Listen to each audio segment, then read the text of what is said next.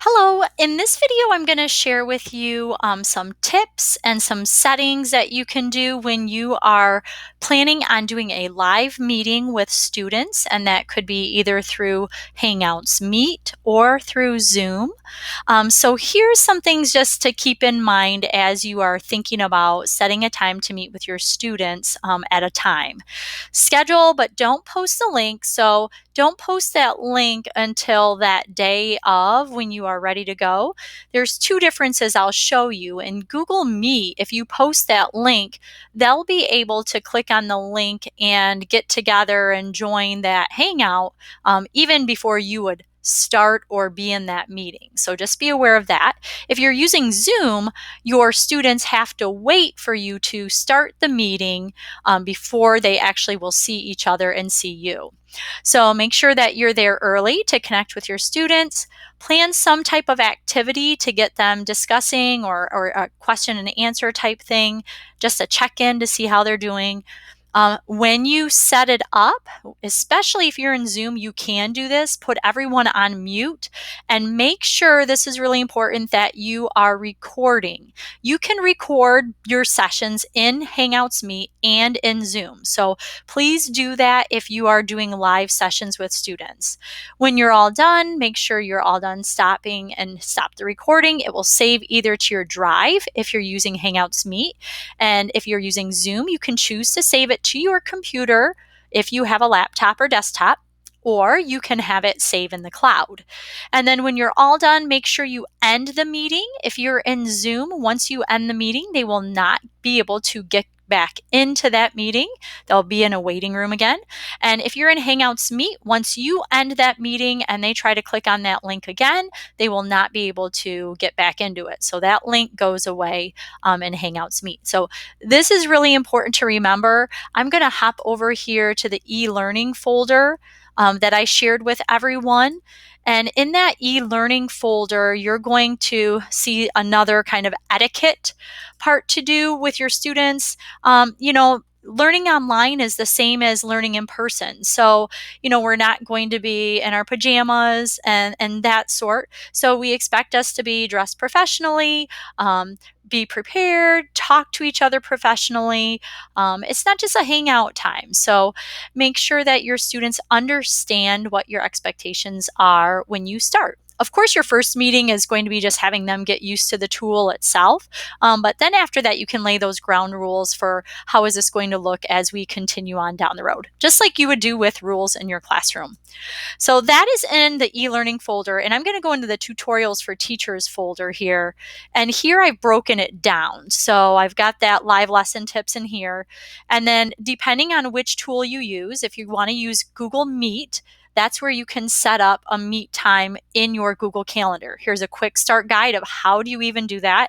Here are some steps for your students and yourself to join and put in their name and such.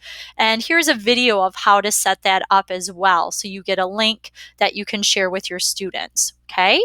Now, if I go back, if you are choosing to use Zoom, in the Zoom folder, there's going to be a same thing. There is going to be this settings tip, and that's what I'm going to start with.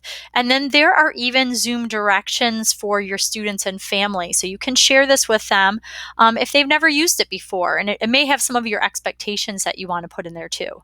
So I'm going to hop over to Zoom first and show you some of these settings. So I'm going to log into my Zoom account with my Google, and I'm going to have open the settings document that was in that folder, because this is actually really great. So are you going to take attendance? You can be, absolutely. And I know that we're talking about tracking those students.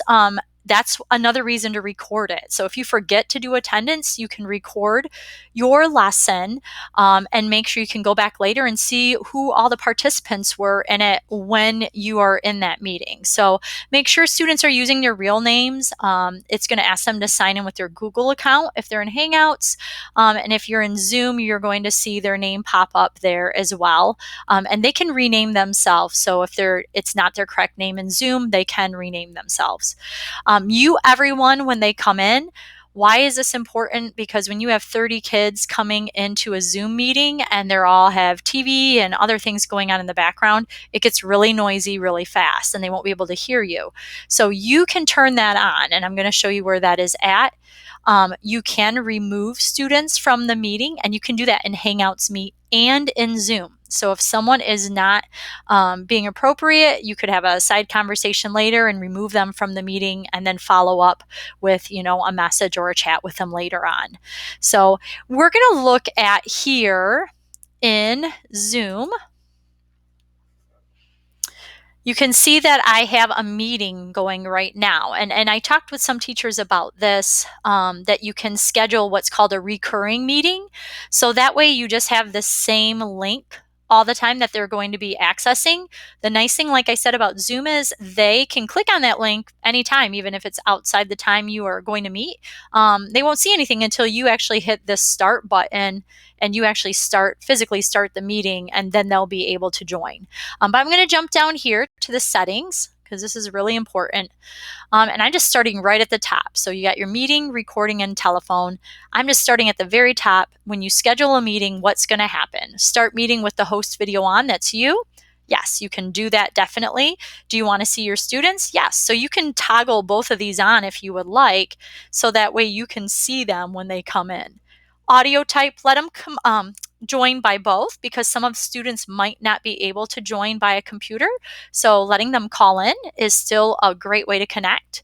Can they join before the host? I leave that turned off because that way it's waiting on you to start that meeting. So that is definitely something to keep turned off. I keep all of these settings turned off. Keeping that password, not going to do any of those things. Leaving this one automatically turned on, and that's by default.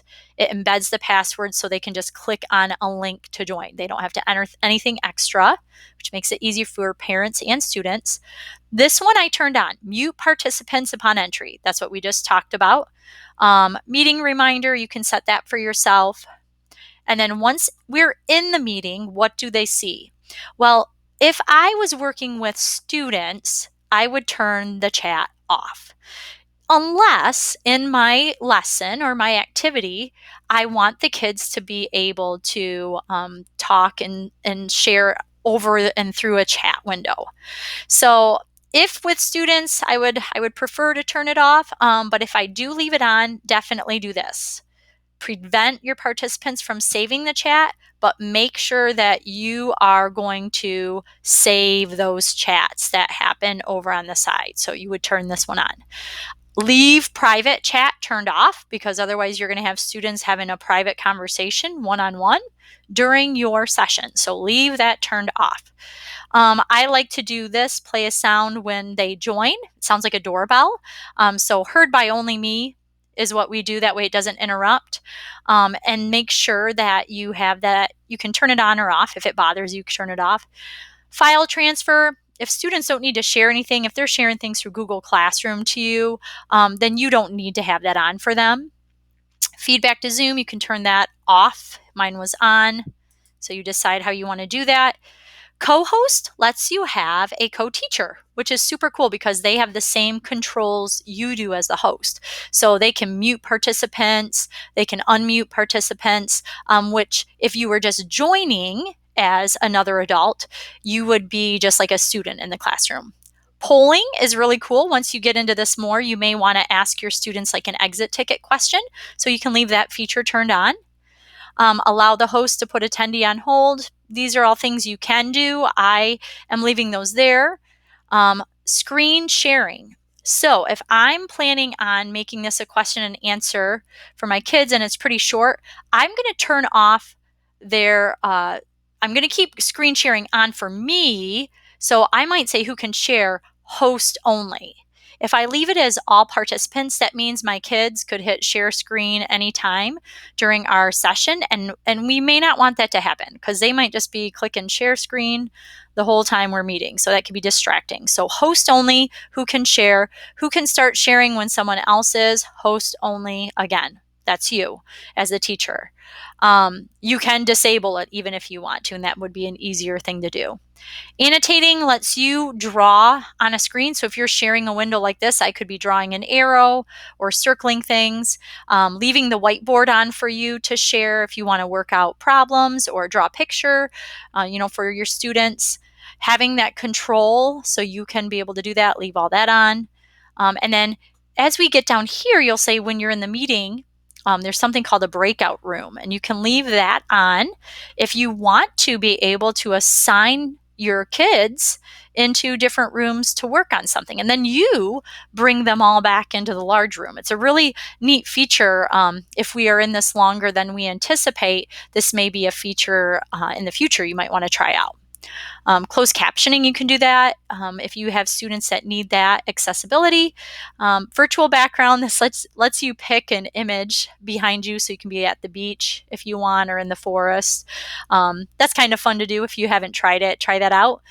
All these other ones you'll notice are turned off right now, so that is not important. Waiting room, I like to leave that on because they cannot join the meeting until I admit them. So you could do this. So whenever your doorbell rings, basically, and it's a student, I have to actually click admit before the student can be entered into the room. So you could turn it off if you just want them to click the link and then they're automatically in the meeting. So that's up to you how you want to do that.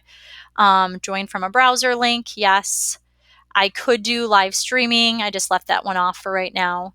And then here's my recordings. So cloud recording, I'm going to get a notification in my email when attendees join. Before a host, I could get an email. These are all email notifications. Those are things you can decide. I definitely like to come down there and say that I want to record my meetings. And I think I might have flown through that one. So make sure that you do have that turned on for your students. And I know I saw it here somewhere. So make sure you have that recording feature turned on. All right, so those are just some of the settings in Zoom. I'm going to jump back over to now my meeting itself that I have set up, and that's where the recording is. So when I go into this link that I have, you can see that I've set up the name of my meeting. I've made it recurring, so it's going to be that same link anytime I start it. I can have it running all day. You'll see that I have the waiting room open and I have mute participants. This is what you'll want to do.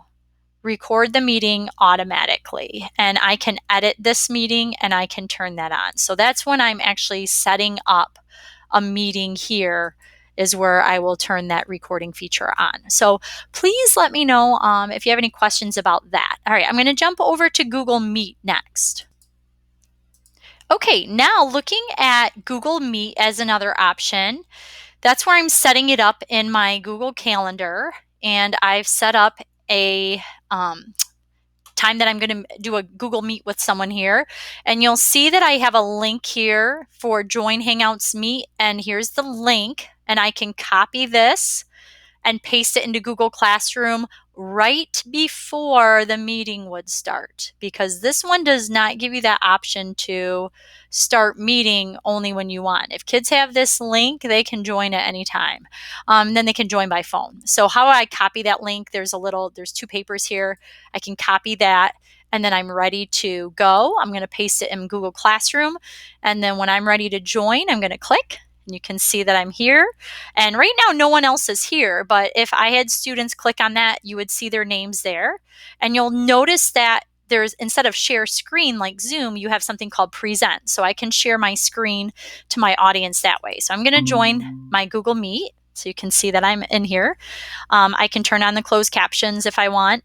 I can present, but this is the part you'll want to do. It doesn't automatically record like it would in Zoom. In Google Meet, I have to click the three dots over here, and I actually have to say record meeting.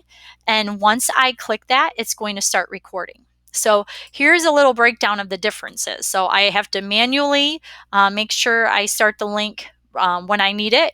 I need to record the meeting, and then this feature I cannot turn off. So I can't turn off the chat. So while I'm having a meet, if my kids can't hear something, they could say, I can't hear you. And they can send it through here, and I can have this chat window up over here on the side. So can the kids. So that is not a feature you can turn off in Google Meet like you can in Zoom. So just think about all the differences of things that you can do. I'm going to turn this off and hang up now. So I'm going to end that call. So there I've ended the call.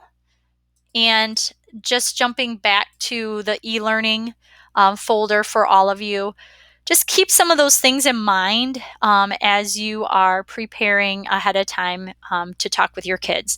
If you're recording lessons or recording yourself through Class Dojo, that's an 8-minute time limit, which is plenty if you're just popping in to say hello, and it's a great way for parents to see that as well. So like I said, there's lots of options. I'm more than happy to meet. If you want to look and go over those settings, you can share your screen with me and we can meet through a Zoom meeting. My link was shared, and I still have my calendar times open here for anyone that would want to jump in. And I've got those set for the next few weeks. So you can sign up for a different time if you want in the next couple weeks. All right, I'll talk to you all soon.